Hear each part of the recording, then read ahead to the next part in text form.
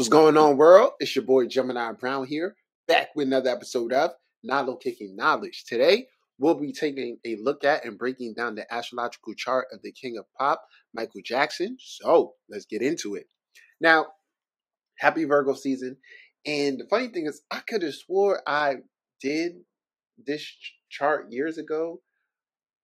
Maybe I did. I couldn't find the video, though. So I was like, yo, let me put this back up there, updated. And yeah, man, it's always great to sit with the chart of anyone, you're emotionally connected to or invested in. And I think for Michael Jackson, that's all of us, right? Many of us, we grew up with Mike. He was a huge part of our forming connection to music and all of that. So in this reading, we're going to take a look at everything. And because we know him so well, it's going to be so much easier to see everything. Before I begin, I'll start by saying that, the birth time for this has been verified from a couple sources. Michael Jackson's mother is still living. And, many have said that, she has confirmed, this time indirectly, as well as an astrologer that Michael in his life supposedly had sought out. And this chart here features Pisces rising, moon in the first, and I definitely find it fitting. And so let's get into this. And the next thing I'll say with this, there are so many ways we can approach an astrological chart reading. And it all depends upon how you're perceiving it, what you want to find, what you want to look at. So for me, I'm gonna start like this.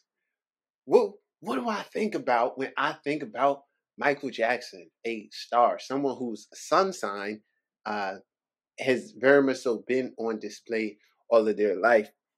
So we know that Mike is a Virgo, and he's not just any star. He's a hardworking star, a star where I feel like we know that everyone is given talent and has natural talent to a degree. But Michael Jackson, the Virgo sun, is a great example of when talent meets hard work, and they're working at when the hard work is matching the level of the talent. So I definitely see the Virgo. I think of that, and here in this chart with the moon and with the sun in the sixth, this is kind of doubles down along with all this sixth house energy. So for me, when I think about Michael Jackson, I think about someone it wasn't just natural talent. It was natural talent that was molded in a Virgo-like way. Now, when we go into the sixth house, we see a lot of things. The one thing the sixth house is the house of, we could look at it as the house of our everyday routine, right? So when we have energy within the sixth, the energy there is going to shape or contribute towards how we want to spend or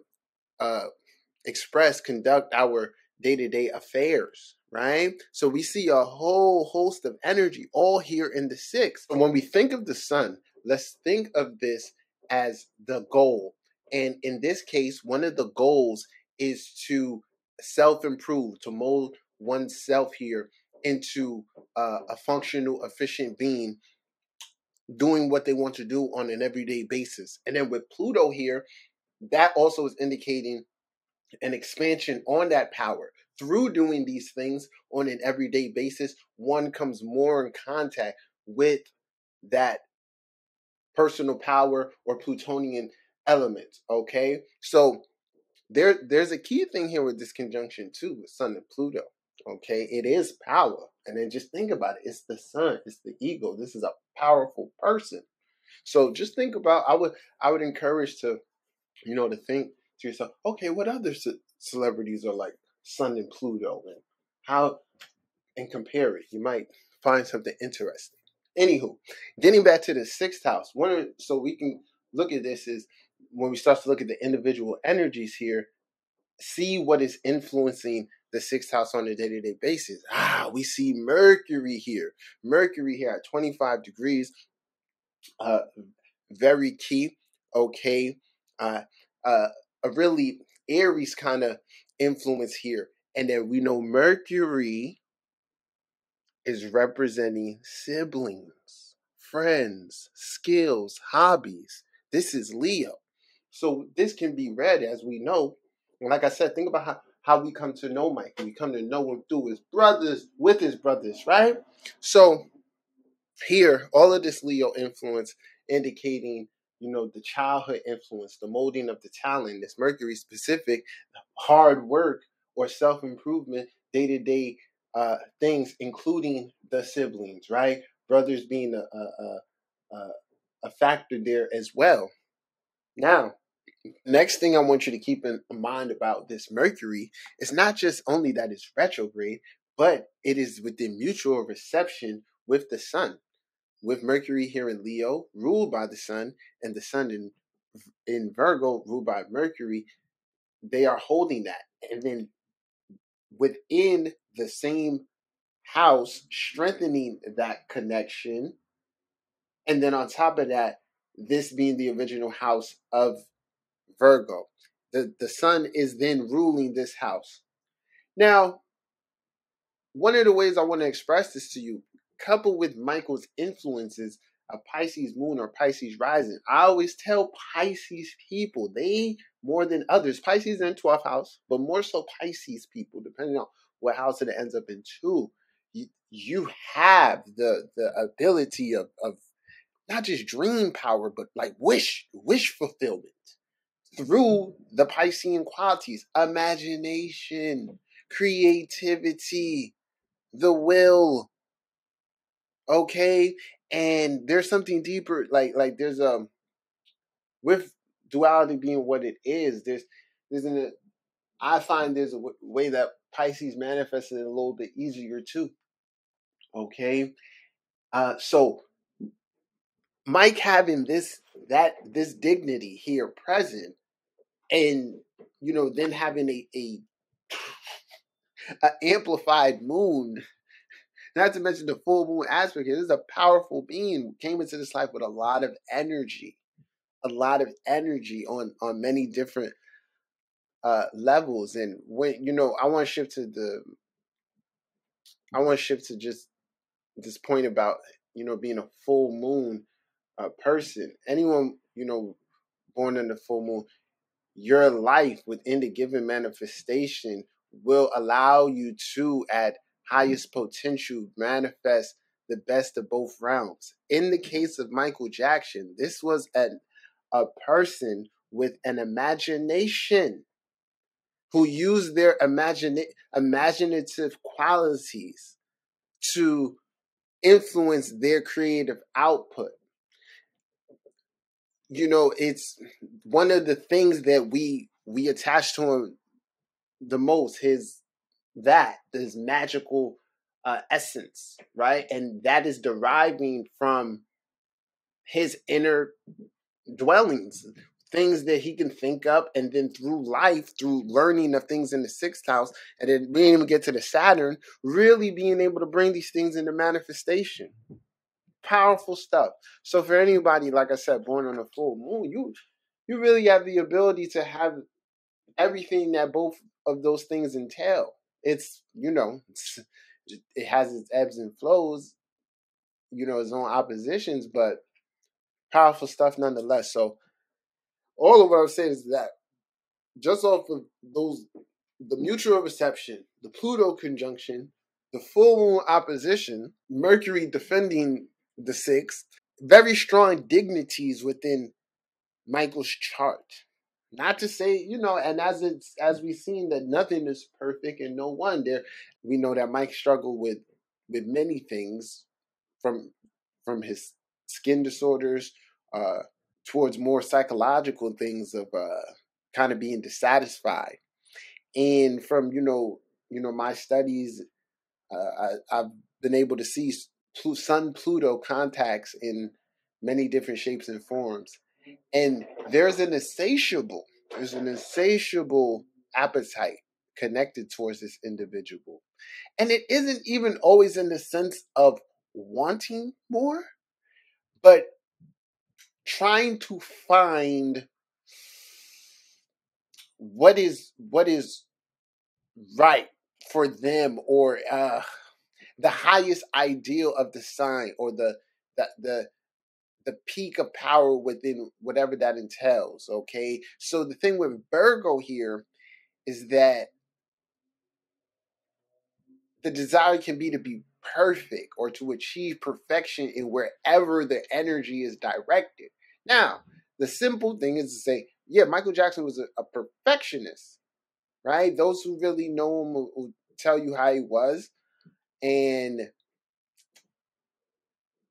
you got to think that wherever a perfectionist directs their attention, that's where they want to be perfect or achieve that. So based on things he was given and learned and went through, when it came to his music, he can perfect that to its best ability. Then, we seen the attention go towards perfecting his image. Okay? And man, I just want you to think about it. It's like I find as people, we all focus on different things on ourselves, different things that we like in others. And it could be, the smallest thing. That's Virgo. It's the devil's in the details. So with all this energy, with all like this is the person, so it's like a winner, right? It's a winner. Michael's a winner in a sense, right? Or like I said before, a perfectionist, someone who wants to achieve a particular thing. So whatever they set their sights on, that is the victim of their obsession for the time. And to just be fair, we seen this in the sense of his face. I'm looking at the face different from the appearance, y'all. Now, there's a couple different ways of looking at this. Now, Venus, Uranus, when I look at this here in the 6th house, it speaks to me on another level of it, because for many with Venus in the 6th, and if you have this, or Venus in Virgo, there's always an insecurity connected towards it. And the part of the destiny is in identifying it and then improving upon that. Right? And in everything, you got to look at everything else that's present here. Pluto's always present, so that it brings that energy as well. Now, with this is, the molding of the talent. And then, like I said, when the attention goes towards the image, I think Mike does a hell of a great job of creating his own image. It is everything this thing entails. Like, not for nothing, it was very unique. Venus Uranus, from a style perspective, is and Leo is a regal royal person, or wanting to express that style wise. I think he did that greatly. Okay. Now I look deeper at it in the sense of like their creativity. There's a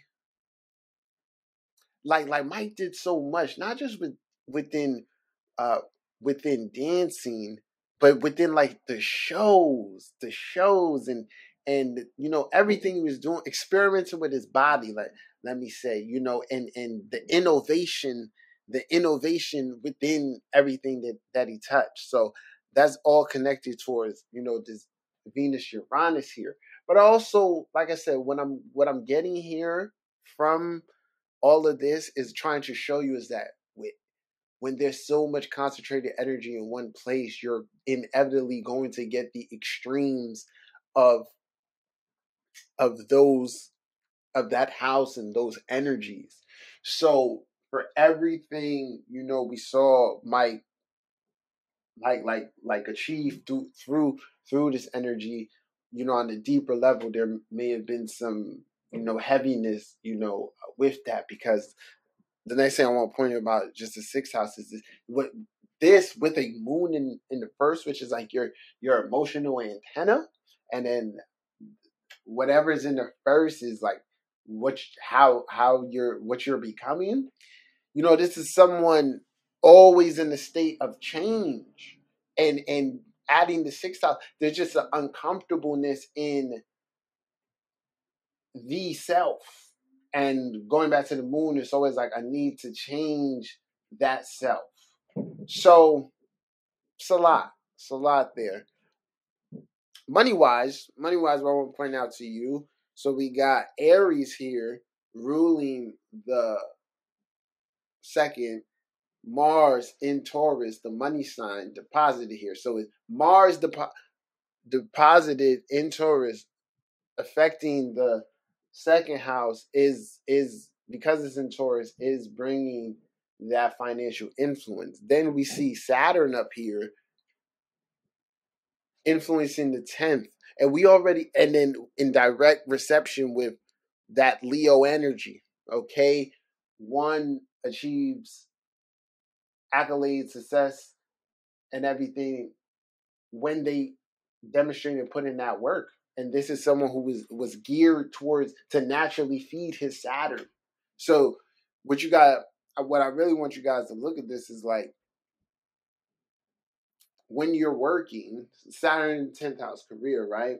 Putting in work every day. These houses naturally trine.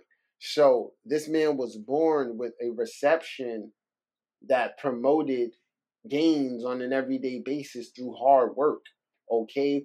And I believe, the Leo influence here, along with everything, like it opened it from childhood. So think about it just in terms of always making money, to the point where when he wasn't working, he was still making money, even in his absence, still making money. So this is major. This is major for a lot of just on how it plays out. And then Saturn also is ruling the 11th house, which is the gains. And so this is Capricorn.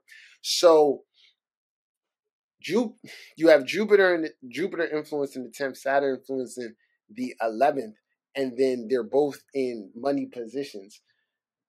Just really interesting influence, and keeping in mind that this chart, in a sense, financially is still active. Okay. Next interesting thing might be in the Pisces rising, and both of those charts, that signs rulers, Jupiter and Neptune being in the 8th house, conjunct one another. I feel like this is a powerful conjunction as well. And one of the dope things to look at this is the person will be seen as mysterious, private, known to have a layer of mystery around them. They will have, dealt with 8th house things in the sense of, intense situations, via marriage, family. We can see some, the domestic stuff coming from there, as well as the influence with Sun and Pluto. I said domestic. Well, when I say domestic, I mean the stuff with his dad. And also that the person's death kind of is also like as big as like his death will be remembered as much as his fame, because he didn't die of, let's say, natural causes or whatever. So that's an interesting thing there. All 8th house things, and the biggest thing I get from this chart, carrying everything we say, is extremes. Is that you get extremes. So yeah, keep that in mind. And also, these are great financial influences. Venus is influencing, this house as well. So when it comes to the sexuality, and we have Jupiter here, we have Neptune here, we have the North Node here, and then that in Libra being deposited in the 6th house. This is my perspective on Neptune and just particular things in life. When it comes to manifesting, there's always a layer of sacrifice that is required, whether you're conscious of it or not. So I can choose, like I've said before, that overall what I get from this chart is extremes. So in one sense, you have, the character that, Michael put out to the world, which was, I would say, very asexual, right? But then in the music, being able to express more of this Leo masculinity. And an interesting thing I want to note too, Mike having this Mars in the 3rd, Aries influencing that 2nd, and this Leo energy. This there's a lot of masculine energy as well. And it's been well documented through people who are close to Mike that that wasn't actually his proper speaking voice. It was actually a lot deeper than he revealed. So, you want to keep all those things in mind, and you never know what you know. So in one vein, I want to say this to my point. I could read this as like part of like the sexual life gets sacrificed for greater things, for sixth house things, because work is in the way. Marriage definitely would it indicates through the conjunction Venus and Uranus that it would be estranged, that your Venus in the sixth would lead to divorce, so let's keep it in mind Mike's been married twice. So all of this is playing out. Now when it comes to the sexuality in the next vein, this could read a big, or let's say a high sex drive, because anyone who's spiritually inclined or immensely creatively inclined, that's close to sexual energy. So hey man, I couldn't call it. The next point I would say, what was being accused is basically being a pedophile, taking advantage of children. Venus and Uranus again, the Aquarius ruling the 12th, private matters, and all of that. Hey man, I can't call it, but evidence points towards it. You just never know. Never say never. And Pluto Sun can also create, and just Pluto contacts in general, creating power dynamics. So possibly wanting to be in control and using that as an outlet, right? So we never know, man. But it all goes back to Neptune. It all goes back to the 8th house. It's all a mystery. This could be, what you see is not what you get. What you think is not what you get. So wherever you fall on, we never know.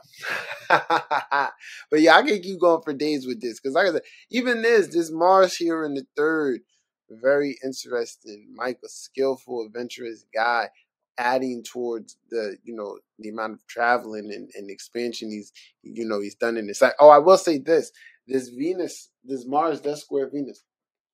This Mars squares Venus, and the Mercury squares Mars.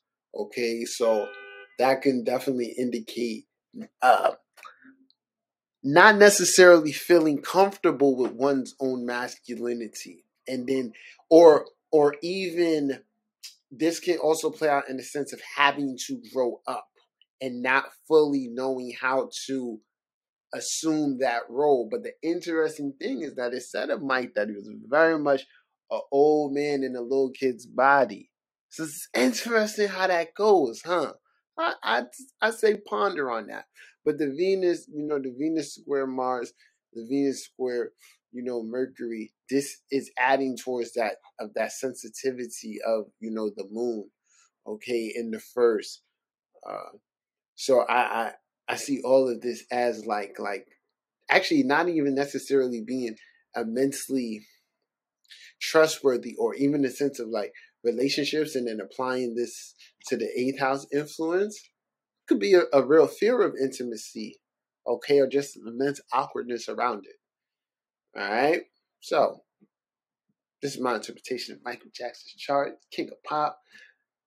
Feel free to chime in. Let me know what you think. Shit, throw your favorite Michael Jackson song in there too, And till next time, if you need a reading, holla at me. Subscribe to the channel. Till next time, peace.